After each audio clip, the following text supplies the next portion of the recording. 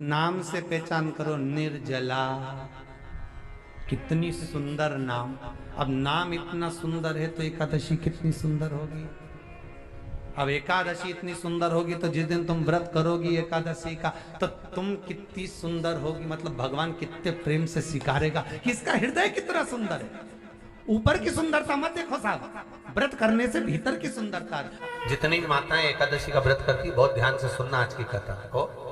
शायद जिंदगी में मिली ना मिली, पर ये कथा का रिश्ता तो बहुत ध्यान से सुनना। ध्यान से सुनिए। निर्जल एकादशी में स्कंद पुराण यहाँ तक कहती है कि इस कथा के चरित्र को जो श्रवण कर लेता है उसको 26 एकादशी करना भी नहीं पड़ती। इस एकादशी की केवल ये कथा सुनकर ही वो तर जाता है। बहुत ध्यान से सुनना इसको, कथा तो बड़े भाव से सुन लो इसको, है? बड़े प्रेम से। इसलिए सारी एकादशियों में निर्जला एकादशी की महत्वता शास्त्र प्रमाण करता है। निर्जला एकादशी का उद्यापन जो करा जाता है, उसका उद्यापन और प्रदोष का जो उद्यापन करा जाता है, इन दोनों का क्रम लगभग एक जैसा है। तो निर्जला पहुंचे है, और निर्जला ने जाकर भगवान नारायण से निवेदन करा। भगवान विष्णु ने पूछा, क्या बात है निर्जला, आज तुम खेलती हुई यहां पर आकर खड़ी हो गई, क्या हुआ क्या है? क्या तुमको गौलोक धाम में आनंद की अनुभूति नहीं हो रही जो तुम वैकुंठ में आई? निर्जला घूमती घूमती भगवान के सम्मुख में पहुंच गई। भगवान ने पूछ रहे हैं, बार बार पूछा, निर्जला हुआ क्या तुमको?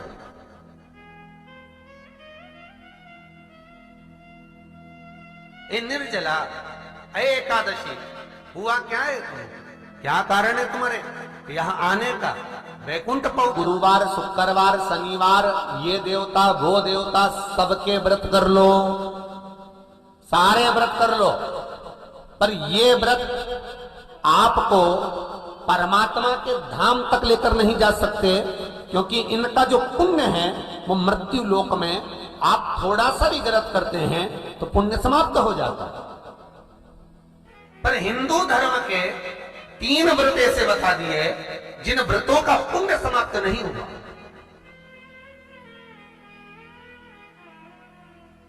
हिंदू धर्म के 3 व्रत ऐसे हो गए जिनका पुण्य समाप्त नहीं हुआ महाराज। जिनका पुण्य प्रबलता में बढ़ता गया। पहले नंबर पर एकादशी,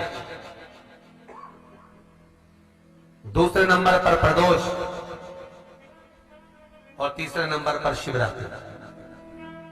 एकादशी भी 26 है तो प्रदोष भी जम के बोलते जाओ 26 है। शिवरात्रि केवल 12, केवल 12, और अगर अधिक मास की पड़ जावे तो ये 13, पर अधिक की आय तो 13।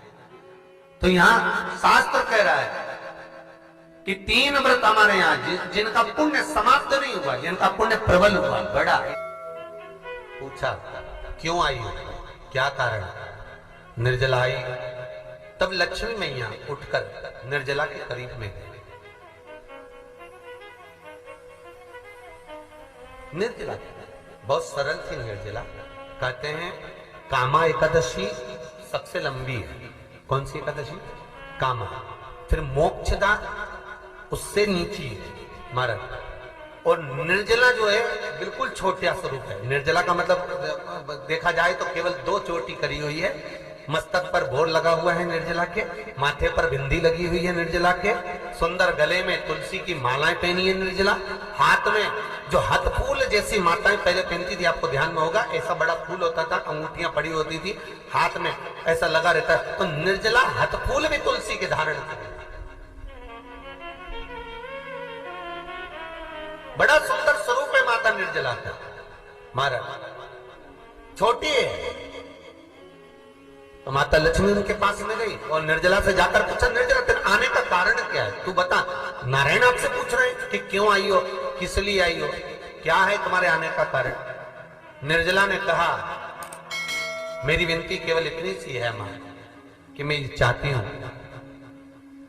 कि मैं जीव के प्राण छूटने के बाद उसके प्राणों को जिस समय मैं लेकर जीवात्मा के प्राणों को परमात्मा तक भेजूं, वैकुंठ तक भेजूं, गौलोक धाम तक भेजूं, उस बीच में मुझे ले जाते समय कई नरक भी बीच में पड़ेंगे, कई स्थान ऐसे बैतरणी आदि आदि स्थान बीच में आएंगे, तो वो स्थान में मुझे रोका ना जाए, मैं सीधे भगवान के धाम पहुंच जाऊं। ऐसी कृपा, ऐसी दया।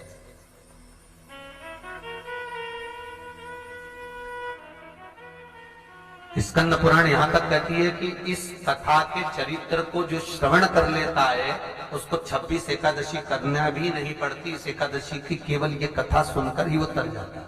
बहुत ध्यान से सुनना इसको कथा को। कोई आपसे पूछे कि एकादशी का जन्म कब हुआ था? मार्गशीर्ष मास की सुंदर कृष्ण पक्ष की एकादशी के दिन, जब 11वां दिन था भगवान को सोते हुए, तब भगवान के शरीर से एक कन्या ने, एक स्त्री ने जन्म लिया। 11वें दिन जन्मी, इसलिए भगवान आगे इसका नामकरण संस्कार करेंगे, उसका नाम एकादशी रखेंगे।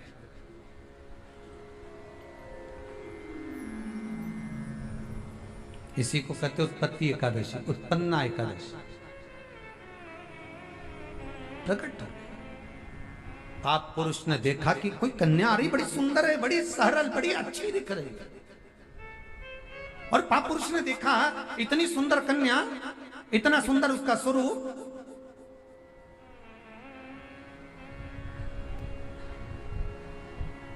कईयों के मन में बड़ा प्रश्न होता है महाराज जी। कई माताएं बहुत प्रश्न करती हैं, कहती हैं गुरुजी क्या एकादशी का व्रत केवल वेदव्य नारी करती है?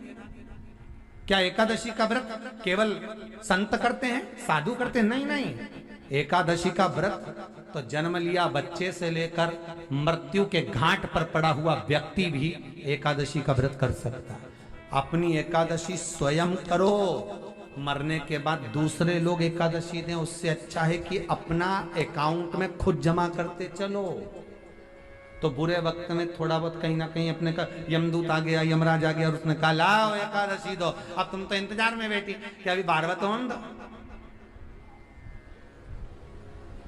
तो क्या 12वां क्या कहीं करेगी?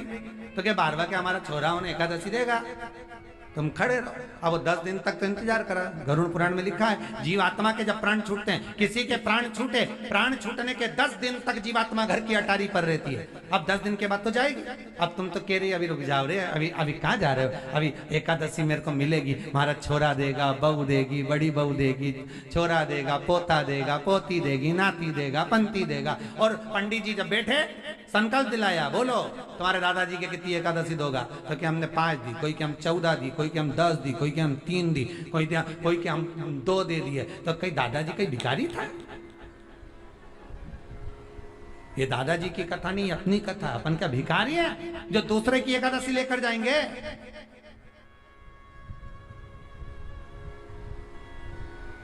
अपन अपनी एकादशी खुद करो, स्वयं एकादशी करो, फिर कहूंगा भले बकरी जैसे चरो। हाल की एकादशी करी, तुझे क्या ही मालूम रही है हमारा? चल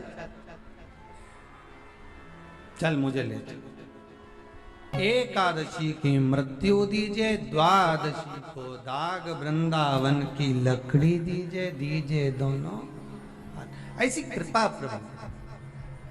एक सुंदर जो स्त्री का जन्म हुआ, जो कन्या का जन्म हुआ, जो एक सुंदर स्त्री जो जन्मी है, भगवान विश्राम जो कर रहे, सो रहे।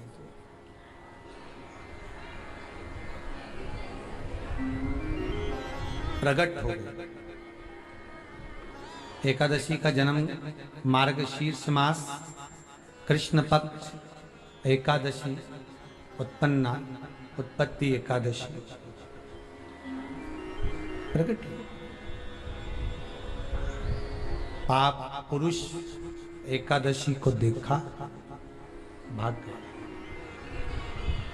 कितना सुंदर व्याख्यान वर्णन है, जरा ध्यान दीजिएगा कि मात्र एकादशी का दर्शन ही पाप पुरुष ने करा और वो भी भाग गया। घर में अगर कोई एक व्यक्ति एकादशी का व्रत करता है तो उसके घर में पाप प्रवेश नहीं करता। ये देखिए कितना सुंदर व्याख्यान। पाप पुरुष भाग।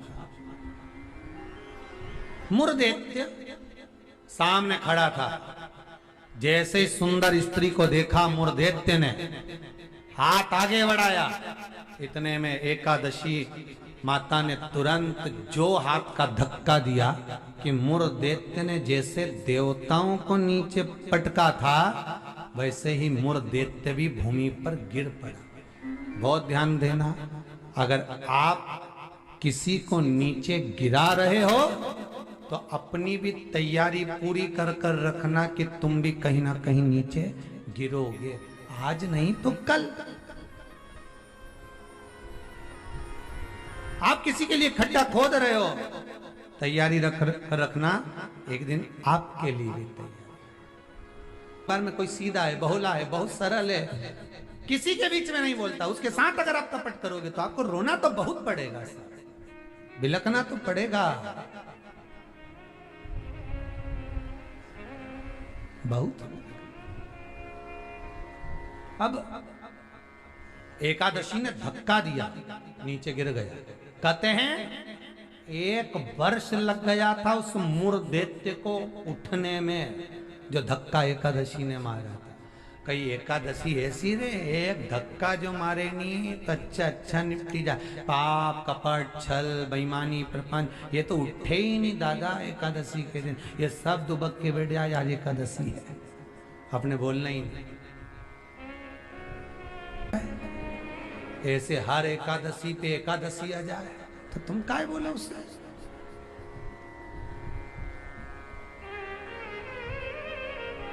और फिर वो आंखों दिखाए जम के, समझ लेना एकादशी माता गुस्से में। तो क्यों बोलने जा तुम उसको? जो धक्का दिया उठा ही नहीं, उठा। एक निवेदन आप सबसे करेंगे, दुख है ना थोड़ा सा अगर आपके जीवन में, शिव जी को आप जल चढ़ाना चालू कर दें।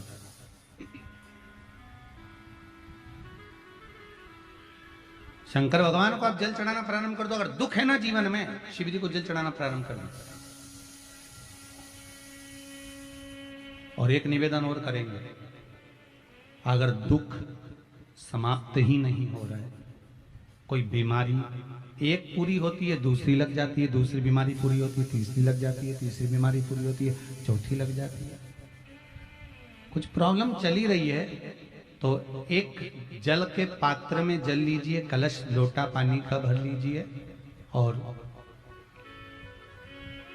उस पात्र में चावल के 5 पत्ते, शमी के 5 पत्ते, एक दुर्वा के साथ एक अक्षत चावल का एक दाना, वो भी हल्दी में भिंगोया हुआ हो या केसर में भिंगोया हुआ हो,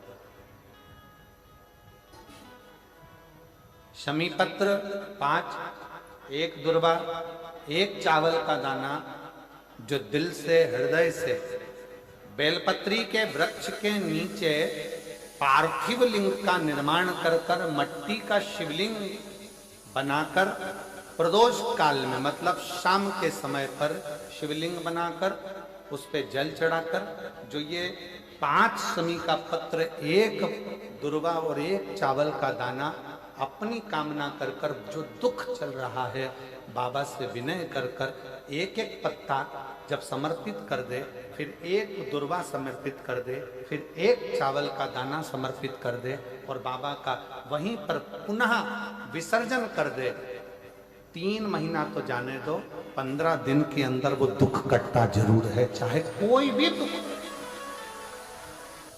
किसी भी तरह का दुख क्यों।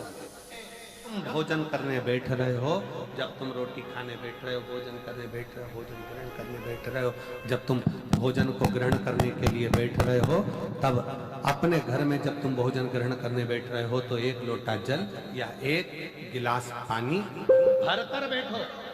बहू अच्छी है, पानी भरेगी, मना नहीं है। बेटा अच्छा है, पानी भरेगा, मना नहीं है। पोता अच्छा है, पोती अच्छी है, नाती अच्छा है, पंती अच्छा है, घर में सब अच्छे हैं। तुम्हारी पत्नी भी अच्छी है, तुम खाना खाओगे तो वो पानी ला कर दे देगी। तुम्हारी बहू भी अच्छी है, तुम भोजन करोगे तो वो पानी ला कर दे देगी। तुम्हारा परिवार का हर व्यक्ति अच्छा है, तुम्हारा कहना मानता है। तुम जीने बैठोगे, भोजन करने बैठोगे तो वो पानी ला कर देगा। पर शिव पुराण की कथा कहती है, मुर दैत्य के प्राण छूट गए, पाप पुरुष सामने आकर खड़ा हो गया। फिर आया, एकादशी ने तो केवल अपने केश का एक भाग हवा में उड़ाया, इतने में तो पाप पुरुष भागा, भगवान के पास जाकर उठाया। उठो उठो प्रभु, बहुत देर सो लिए, उठ जाओ जरा जल्दी उठ जाओ। भगवान बोले तू कौन है? मैं पाप पुरुष, पाप हूं मैं, तो तूने मुझे क्यों जगाया? ये एकादशी तो मुझे परेशान करके रखी। घर घर में लोग एकादशी करे और मुझे प्रवेश नहीं करने। अब तुम बताओ क्या करूं? भगवान ने कहा चिंता मत कर, अन्न के अंदर जाकर बैठ जा। एकादशी के दिन जो अन्न खाएगा बस पाप पुरुष उसी में प्रवेश कर जाएगा। पाप पुरुष उसी में प्रवेश करेगा, तू अन्न के अंदर जाकर बैठ जा। ठीक है, मैं अन्न के अंदर जा। भगवान के नेत्र खुले, एकादशी को देखा, इतनी सुंदर एकादशी थी साहब। इसलिए शास्त्र कहता है कि जितनी एकादशी होती है 26 की 26 एकादशी का अगर आप वर्णन करेंगे, 26 की 26 एकादशी का यदि आप स्मरण करेंगे तो एक एक एकादशी का अगर नाम स्मरण करें तो कितना कितना सुंदर। चैत्र के महीने में 2 एकादशी, कामदा पाप मोचन, बैसाख में 2 वरुथनी मोहिनी, ज्येष्ठ महीना अपरा निर्जला, आषाढ़ योगनी देवशवनी, श्रावण महीने की कामिका पुत्रदायिनी, भादो महीने की अजा परिवर्तनी, अश्विनी महीने की इंद्रा पापकुशा, कार्तिक महीने की रमा प्रबोधनी, मार्गशीर्ष मास की उत्पन्ना और मोक्षदा, पौष महीने की सफला और पुत्रदा, माघ महीने की परतिला और जया, फागुन महीने की विजया और आमल की एकादशी, अधिक मास की पद्मनी और परमा। सबसे पहला नियम एकादशी व्रत का, सबसे पहला नियम है कि आप जिस दिन व्रत करो उसके एक दिन पहले भक्ति का संचार इस हृदय में करो। भक्ति का संचार इस हृदय में कर लीजिए। जिस दिन आप व्रत करो, जैसे एकादशी का व्रत कर रहे हो तो दशमी के दिन शाम का समय जब आवे, रात्रि जब होने लगे, शाम का समय आवे और रात्रि का आप जब भोजन ग्रहण करो तो उस भोजन में कोई ऐसा पदार्थ ग्रहण मत करिए जिस पदार्थ के कारण आपकी एकादशी बिगड़ जाए।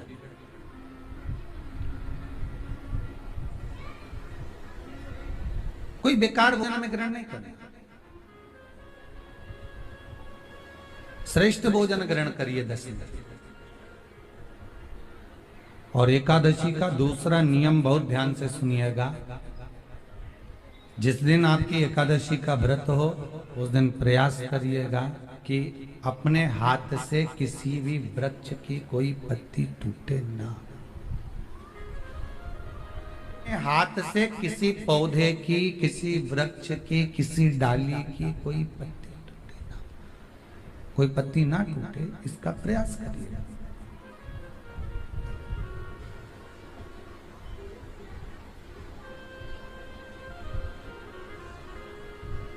कितना सुंदर व्याख्यान कहा है, कितना सुंदर वर्णन है हमारा कि मात्र एकादशी का व्रत कर लेने पर, मात्र एकादशी का व्रत कर लेने पर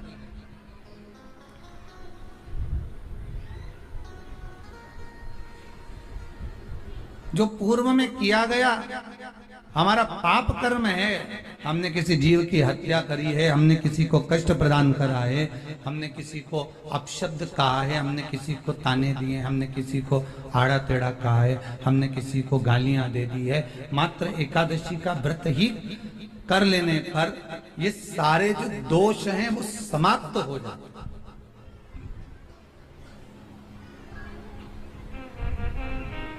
सारे दोष हमारे समाप्ति पर आ जाते हैं।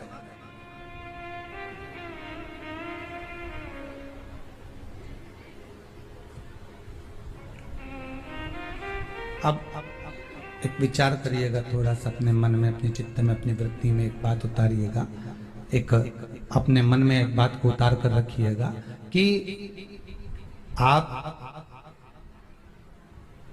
अपने पाप को, अपने पाप कर्म को जिस दिन छिन्न करने वाले हो, समाप्त करने वाले हो, अपने पाप को आप जिस दिन समाप्ति पर लेकर जा रहे हो, तो उसके एक दिन पहले आपको प्रसन्नता होना चाहिए कि नहीं होना चाहिए कि कल मेरा पाप कटने वाला है, कल मेरा पाप समाप्त होने वाला है। जो मैंने पाप कर्म करा है वो समाप्त होगा, जो मैंने पाप कर्म करा है वो कल समाप्त हो जाएगा। तो एक दिन पहले आपके चेहरे पर प्रसन्नता हो कि ना हो?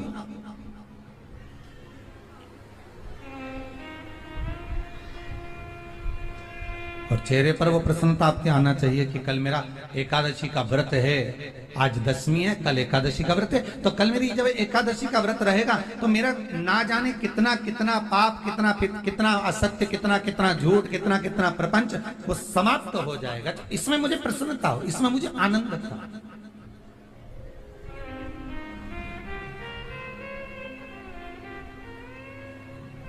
तो क्या कहा गया कि प्रयास करिएगा कि एकादशी के दिन कोई वृक्ष की, कोई डाली की, कोई कोपल की कोई पत्ती ना तोड़ी जाए। क्यों?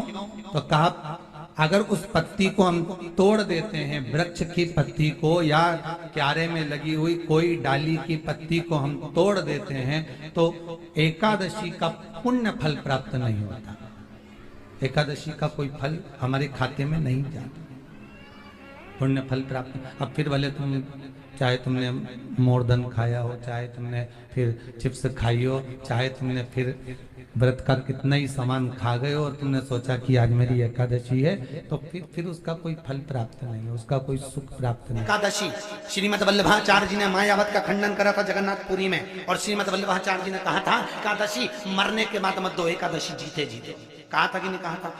जीते जी दान करिए। इसलिए जगदीश में, जगन्नाथपुरी में एकादशी उल्टी लटकी हुई है। करें आपने दर्शन? जगदीश में एकादशी को उल्टा लटकाया। क्यों? क्योंकि वल्लभ ने कहा कि एकादशी जीते जी दो। कई पंडितों कहते हैं तुम्हारे दादाजी मर गए, जब 12वें का दिन होता है ना तो पंडित जी संकल्प छुड़ाते हैं, दो एकादशी। बड़े बेटे ने 5 दे दी, छोटी बहू ने 3 दे दी, उसने 2 दे दी, उसने 2 दे दी। तो क्या तुम्हारे दादाजी भिखारी थे जो तुम्हारी एकादशियां लेकर जाएंगे? और तुम कौन होते हो दादाजी को एकादशी देने वाले? तुमने कौन सा इतने पुण्य कर लिए जो तुमने एकादशी दे दी? एकादशी के दान की महत्वता श्रीमद वल्लभाचार्य जी ने कहा कि कोई व्यक्ति अगर खटिया पर सड़ रहा है, पलंग पर तड़प रहा है, हॉस्पिटल में पड़ा हुआ है, तो निवेदन है कि उसको देखने जाओ तो अपनी करी हुई एकादशी में से 2 एकादशी का दान उसको तुरंत दे दो। क्यों? तो जिससे उसको मोक्ष मिल जाए, मरने के बाद नहीं।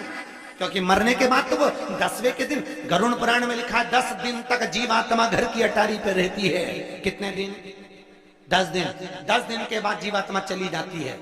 कहाँ जाती है? उसको जहां जाना है। 3 दिन में उसको भोग भोगना पड़ता है जीवात्मा को। 3 दिन नरक का भोग भोगती है, उसके बाद स्वर्ग का भोग भोगती है। 18 दिन में ये प्रोसेस पूरी हो जाती है। कितने दिन? 18 दिन। 18 दिन के बाद में उस जीवात्मा को धान के खेत में पटका जाता है। किसके खेत में? धान के, चावल के खेत में। इसलिए कहते हैं एकादशी के दिन चावल मत खाओ। कहते कि नहीं कहते? और क्या कहते हैं? द्वादशी के दिन चावल खाना जरूरी है। एकादशी का पालना करना है तो द्वादशी को चावल का 1 गिलास खाओ, तब द्वादशी को चावल खाओगे तो एकादशी लगेगी। चावल नहीं खाओगे तो एकादशी नहीं लगेगी। द्वादशी को चावल खाना जरूरी है। क्यों कहते हैं? क्योंकि धान के खेत में जीव को छोड़ा जाता है, उस धान के खेत में, चावल के खेत में जीवात्मा रहती है। उसको चिड़िया खाती है तो चिड़िया के रूप में जन्म लेता है, मनुष्य खाता है तो मनुष्य के रूप में जन्म लेता है। इसलिए एकादशी के दिन चावल नहीं खाया जाता, क्योंकि एकादशी के दिन हम चावल खाएंगे तो जीव हत्या का दोष लग जाएगा। फिर कब खाना है? द्वादशी के दिन। द्वादशी के दिन क्यों खाया जाता है? क्योंकि हम एकादशी के व्रत करे रहते हैं और पहला घासा जब चावल का खाते हैं तो अपनी करी हुई एकादशी का पुण्य, जितने जीव हमारे मुंह में जाते हैं उनको उसका पुण्य मिल जाता है और उनका फिर जन्म नहीं होता, वो तर जाते हैं, उनको एकादशी का भाग मिल जाता है। इसलिए कहते हैं एकादशी को चावल मत खाओ, पर द्वादशी को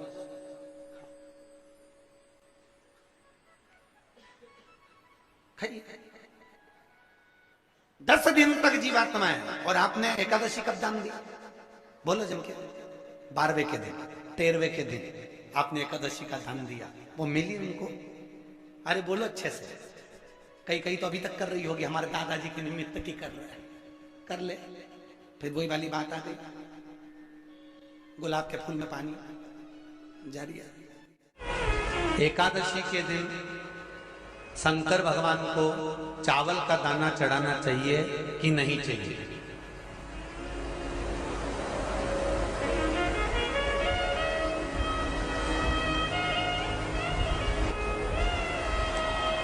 बीमार व्यक्ति से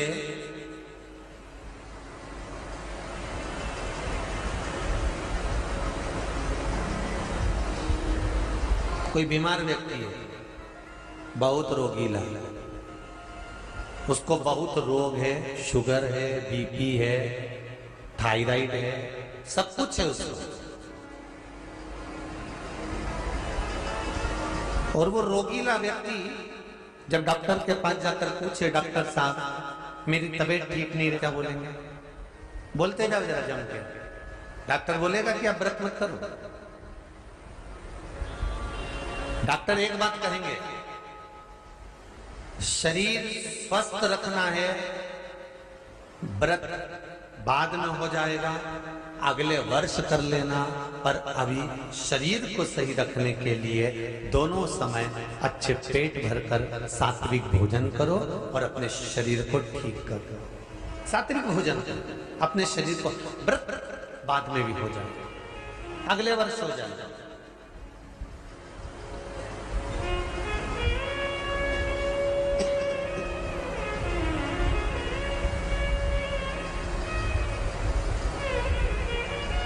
अभी तुम थोड़ा सवेरे 2 बिस्कुट ले लिया करो, सुबह नाश्ता ले लिया करो, भोजन ले लिया करो, फिर दोपहर में कुछ हल्का फुल्का लेकर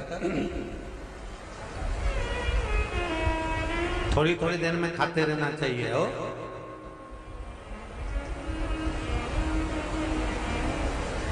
थोड़ा थोड़ा खाओ, थोड़ी थोड़ी देर में खाओ, एक साथ सुरसा जैसे मत निपटा जाए, थोड़ा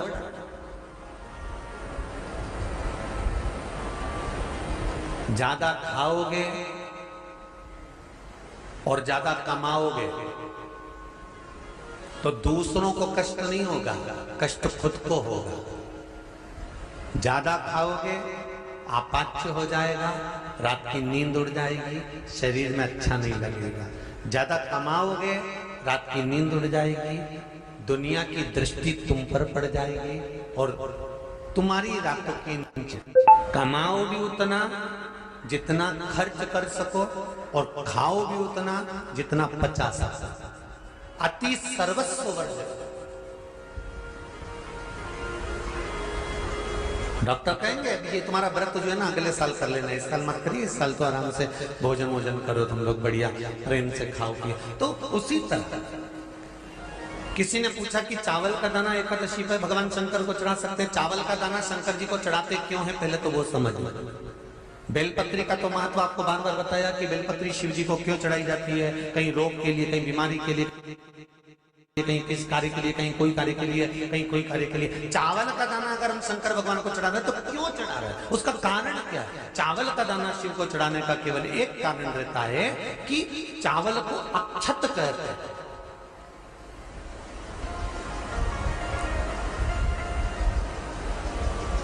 अक्षत का मतलब होता अक्षय।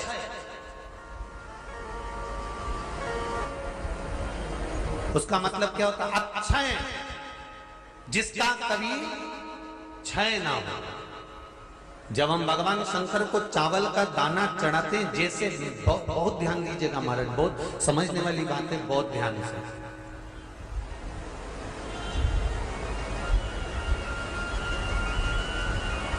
चावल का दाना हमारे मस्तक पर तिलक करने के बाद पंडित जी क्यों लगाते हैं कि भगवान जैसा समय आज चल रहा है, आप पूजन कर रहे हो, पाठ कर रहे हो, दान कर रहे हो, पुण्य कर रहे हो, सत्कर्म कर रहे हो, भजन कर रहे हो, मेरा देव अधिदेव महादेव, मेरा नारायण, मेरा सत्यनारायण भगवान, मेरा राम जी, मेरा विष्णु जी, मेरा भागवत मैया, मेरी रामायण मैया, ब्राह्मण मस्तक पर तिलक लगाने के बाद चावल इसलिए लगाता है कि जैसा समय आज चल रहा है भगवान तुमको ऐसा ही समय बनाकर रखे और तो ऐसे ही चार चांद लगाते रहो, दान पुण्य संकीर्तन करते रहो, इसलिए मस्तक पर चावल का दाना लगाया जाए।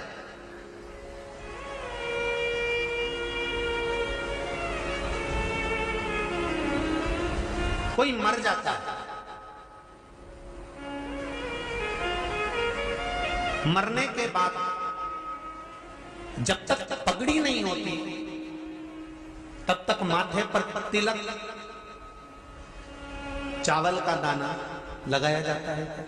जम के बोलो जरा, नहीं लगाते। किसी पंडित जी से पूछो, ब्राह्मण देवता से पूछो, ब्राह्मण देवता ये कोई मर गया और हमारा तो नियम है कि हम सिर पे तिलक लगाते हैं, चावल लगाते हैं, या पंडित जी से हम तिलक लगवाते हैं, मंदिर जाते हैं तो मंदिर में जाके तिलक लगवा के हम चावल का दाना लगवाते हैं, क्यों नहीं लगाते? उसका कारण क्या है? जब किसी के मरने के बाद 10 दिन तक 12 दिन तक मस्तक पर तिलक क्यों नहीं लगाया जाता? 10-12 दिन तक माथे पर तिलक या चावल क्यों नहीं लगाया जाता? उसका कारण है कि ये जो समय आया है, तुम्हारे यहाँ जो गमी हुई है, तुम्हारे यहाँ कोई मर गया है, तुम्हारे यहाँ किसी के प्राण छूट गए हैं, तो ब्राह्मण इसलिए तिलक नहीं लगाता आपको, इसलिए चावल का दाना नहीं लगाता कि ऐसा दिन भगवान अब ना लाए, इसको अमर ना करे, इसको अक्षय ना करे, इसको प्रबल ना करे।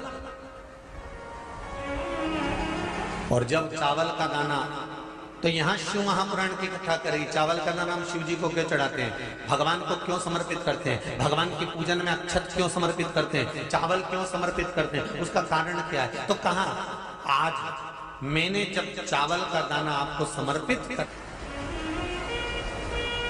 अब किसी ने पूछा एकादशी के दिन चावल चढ़ाए कि नहीं चढ़ाए, तो यहां तो सीधी सीधी बात है, बीमारी देखकर थोड़ी ना आती है कि नवरात्र चल रहे हैं कि सावन का सोमवार चल रहा है, बीमारी तो बीमारी। तुम चावल मत खाओ। तिरुपति कौन कौन गया? हाथ उठाओ। ठीक है। जगन्नाथ जी कौन कौन गया? हाथ उठाओ। हाँ ठीक है। द्वारका जी कौन कौन गया? हाथ उठाओ। ठीक है। बद्रीनाथ कौन कौन गया? हाथ उठाओ। ठीक है। एकादशी के दिन कभी तुम बद्रीनाथ चले जाओ, एकादशी के दिन तुम द्वारका चले जाओ, एकादशी के दिन तुम तिरुपति चले जाओ, एकादशी के दिन तुम जगन्नाथ चले जाओ, एकादशी के दिन तुम्हारी मर्जी पड़े भगवान के किसी धाम में चले जाओ और भगवान को भोग लगाओ और उनकी थाली को झांक कर देखना, उसमें चावल जरूर मिलेगा। उसमें ऐसा नहीं है कि चावल नहीं मिलेगा। बद्री नारायण में भगवान को चावल का भोग लगा हुआ मिलेगा, द्वारका में चावल का भोग लगा हुआ मिलेगा, आपको जगन्नाथ में चावल का भोग लगा हुआ मिलेगा, तिरुपति में मिलेगा, द्वारकाधीश में मिलेगा, नाथद्वारा में मिलेगा, सांवरिया सेठ में मिलेगा, काकरोली जी में मिलेगा। आप जहां जाओगे वहां पर एकादशी के दिन भगवान को चावल आएगा, क्योंकि भगवान के लिए परहेज नहीं है। जो काम में डूबा हुआ है, जो आसक्ति में डूबा हुआ है, जो लोभ में डूबा हुआ है, जो वासनाओं में डूबा हुआ है, जो तृष्णा में डूबा हुआ है, और जो माता के गर्भ से जन्म लिया है, एकादशी के दिन चावल उसको नहीं खाना। बहुत सुंदर संवाद है, ध्यान दीजिएगा।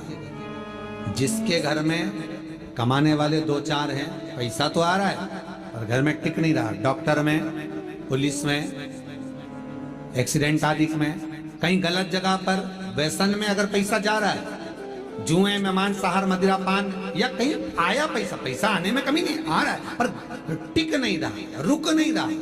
कोई मांगने आ गया, दे दिया, फिर वहां से अपने पास नहीं आ रहा, अपन कह रहा भैया हमारा पैसा लौटा दो, नहीं आ रहा। तो महाराज शिव महापुराण की कथा कहती है, एकादशी के दिन गंगा के जल में मात्र 7 बेलपत्री डालकर जो नंदीश्वर भगवान अर्थात जो शंकर जी के शिवलिंग के सामने नंदी होता है, उस नंदी के चरण पर गंगा का जल चढ़ाकर बेलपत्री शिव पर समर्पित कर देता है, उसके घर में रुपया रुकना चालू हो जाता है, फिर वो गलत जगह पर नहीं जाता, गलत स्थान पर वो धन जाएगा ही नहीं।